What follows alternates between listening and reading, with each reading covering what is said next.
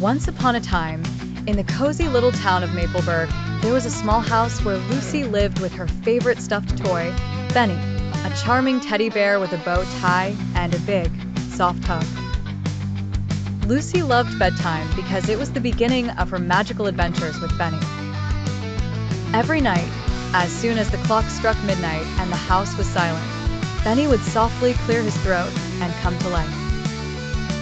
His stuffing seemed to shimmer, and Lucy's eyes twinkled with excitement as she climbed out of bed, ready for a new journey. "Where should we go tonight, Lucy?" Benny asked in his gentle, velvety voice. Lucy thought for a moment and then explained, "I've always wanted to meet Leonardo da Vinci. Can we visit the Renaissance and see his amazing inventions?" With a magic twirl, Benny swung his arm, and before Lucy knew it, they were standing in a sunlit workshop in Florence, Italy. The year was 1502, and around them lay sketches and models of flying machines, bridges, and incredible paintings.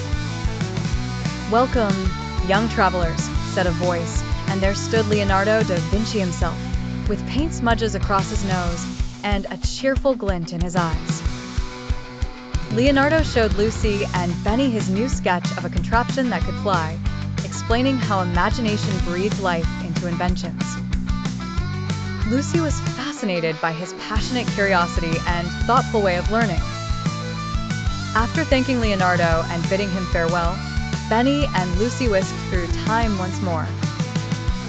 This time, they landed in a spacious courtyard filled with powerful words and strong voices as Martin Luther King Jr. delivered his famous speech. "I have a dream," spoke Martin Luther King Jr., his voice like a song that carried hopes and dreams for all humanity. Lucy listened intently, understanding the importance of standing up for justice and equality.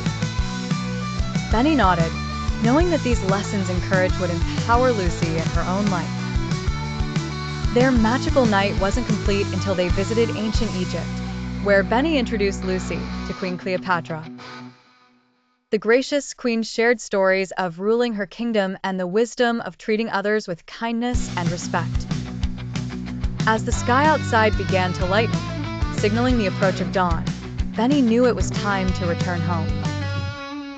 With another spin, the two friends found themselves back in Lucy's room.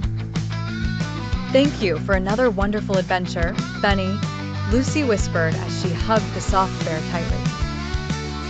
"Remember, Lucy," Benny reminded, peering into her thoughtful eyes with his button ones. "History is filled with stories and lessons that help us grow and become better people." As Lucy snuggled back under her covers, she thought about all she'd seen and the tales she'd heard. The stories from history were woven into dreams, filled with understanding, courage, and kindness.